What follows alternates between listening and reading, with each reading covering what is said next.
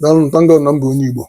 Eziokwu niile ntango na mbụ onye Igbo. O nwere na-aga n'iru akwụkwọ since past 2 weeks now. Ndị mana ndị bloggers ma edozi ya ọfụma. Idebe mara edebelu gị ọfụma. E nwere na-aga between Flavor na Kcee Limpopo. Mana to me anyị ncha bụ ndị Igbo. Ndị na-abụ ụlọ ndị Igbo. Mana asịkwa na ala adịrọ mma bụ ụlọ ndị Nze. Ndị na-abụ ndị Igbo ka ha bụ. Na onye aka onye abụ na onye na-akọpị onye. To me onwere meaning. Because na anyị ncha niile dị na kọpị. Onye nche na-enwe onye anyị kọpị n'ụwa. Ihe ọbụla anyị na-eme na ebe anyị mụtara ya. When I better apply our talent, personal talent, or is I can mark and doesn't need it.